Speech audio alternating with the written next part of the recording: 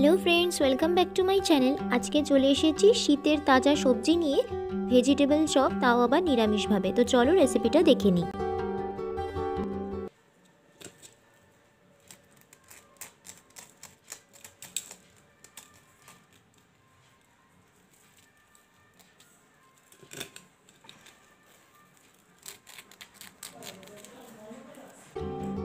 তো দেখতেই পেলে চপটা কতটা ক্রিস্পি হয়েছে। তো চলো কিভাবে মিষ্টির দোকানের মতো পারফেক্ট ভেজিটেবল চপ বানানো যায় সেটাই আজকে এই ভিডিওতে দেখানো হবে। তো ভিডিওটা শেষ পর্যন্ত দেখো।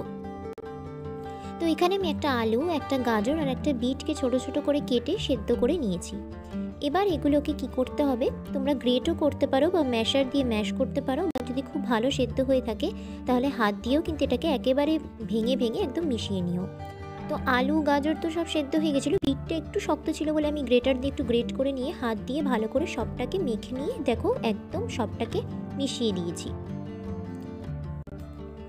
এবার কড়াইয়ে কিছুটা সাদা তেল দিয়ে এর মধ্যে 1 চামচের মতো আদা কুচো আর 1 চামচের মতো কাঁচা লঙ্কা কুচো দিয়ে এটাকে একটুখানি ভেজে নেব।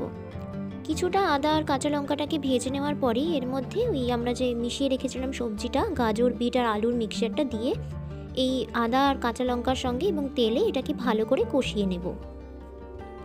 এটাকে খানিকক্ষণ ভেজে নেওয়ার পরে এর মধ্যে দিয়ে দিতে হবে কিছু মশলা। মশলার মধ্যে দেব স্বাদমতো লবণ আর 1 টিস্পুন মানে ছোটো যে মশলার চামচ হয় সেই চামচের 1 চামচ ধনিয়া গুঁড়ো, 1 চামচের মতো জিরে গুঁড়ো। এবার সামান্য একটু জল দিয়ে সবকটাকে ভালো করে মিক্স করে নিতে হবে। জলটা দেবো এই কারণেই যাতে মশলাটা পুড়ে না যায়। তো তোমরা যখনই কোনো মশলা দেবে সামান্য একটু জল দিয়ে দেবে, তাহলে কি হবে মশলাটা পুড়বে না। এবার এর মধ্যে কিছুটা বাদাম কুচো দিয়ে দিলাম, কারণ তোমরা জানো যে বাদাম থাকে চপের মধ্যে। এবার এর মধ্যে সামান্য একটু চিনি দিলাম, কারণ বুঝতেই পারছো নিরামিষ চপ একটু মিষ্টি মিষ্টি স্লাইডলি একটু হলে ভালো হয়। তো সেই জন্য সামান্য একটু চিনি দিলাম, এতে কিন্তু টেস্টটা আরও ভালো হবে। এবং শেষে এর মধ্যে মিষ্টির দোকানের স্পেশাল মশলা দিয়ে দিলাম, দিয়ে এটাকে ভালো করে কষিয়ে নেব সামান্য একটু জল দিয়ে। আরেকটা কথা বলে রাখি, এই মশলাটা আমি কিভাবে বানিয়েছি সেটা কিন্তু আমার চ্যানেলে আলুর চপের রেসিপিতে দেওয়া আছে, তো তোমরা সেটা দেখে কিন্তু এটা বানিয়ে ফেলতে পারো। তো দেখো মিক্সচারটা তৈরি হয়ে গেছে। এখন একটা প্লেটে রেখে এটাকে ঠান্ডা করে নেব। প্লেটে রেখে কিছুক্ষণ ঠান্ডা করে নেওয়ার পরে এই মিক্সচারটা যেহেতু একটুখানি নরম রয়েছে, এটাকে দিয়ে চপ গড়তে অসুবিধা হবে বলে আমি 1/2 কাপের মতো ব্রেড ক্রাম্বস এর মধ্যে দিয়ে ভালো করে মিশিয়ে নিলাম। এবার হাতে কিছুটা সাদা তেল নিয়ে এর থেকে আমি চপ গড়ে নেব। তোমরা গোল লম্বা যেরকম ইচ্ছা, মানে চ্যাপটা যেরকম ইচ্ছা চপ তোমরা বানাতে পারো। আমি একদম মিষ্টির দোকানে যেরকম থাকে ডিম্বাকারের মতো সেই রকম কিন্তু করে নিচ্ছি। আর এই ভিডিওটার ডেসক্রিপশন বক্সে আমি ওই আলুর চপের যে ভিডিওটা সেটা দিয়ে নেব, সেখান থেকে তোমরা কিন্তু এই স্পেশাল মশলাটার রেসিপিটা পেয়ে যাবে। আর দেখো চপগুলো হয়ে গেছে এবং ব্যাটারটা তৈরি করার জন্য আমি 1 চামচ দেবো ময়দা আর দেবো 1 চামচের মতো কর্নফ্লাওয়ার। যেহেতু এটা নিরামিষ এর মধ্যে ডিম আমি দেবো না। আর সামান্য একটুখানি 1 পিঞ্চ মতো একটুখানি নুন দিয়ে এটার মধ্যে জল দিয়ে ভালো করে মিক্স করে নেব। তো হয়ে গেল এটা ব্যাটারটা তৈরি। এবার কি করতে হবে, আরেকটা প্লেটে আমি ব্রেড ক্রাম্বস নিয়েছি। ব্রেড ক্রাম্বস তোমরা টোস্ট বিস্কুট গুঁড়ো করেও বানাতে পারো কিংবা দোকান থেকেও কিনে আনতে পারো।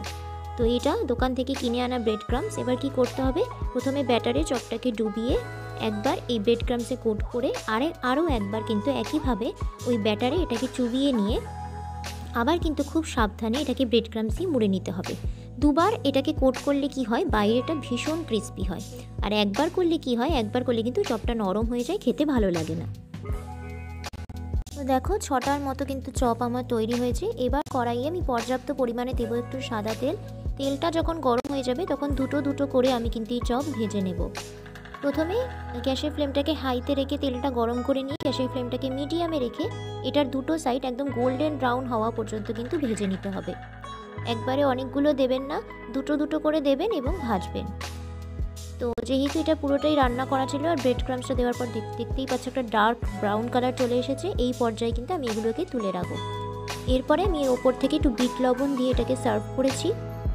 তোমরা চাইলে শসা পেঁয়াজ কুচোর সঙ্গে দিতে পারো। আর আমি এটাকে কিন্তু মুড়ি দিয়ে খেয়েছিলাম, খেতে জাস্ট অসাম লাগছিল, একদম মিষ্টির দোকানের মতো ভেজিটেবল চপ। ভিডিওটা ভালো লাগলে চ্যানেলটা সাবস্ক্রাইব করে দিও। আবার ফিরে আসবো পরের ভিডিওতে। Tata, bye bye.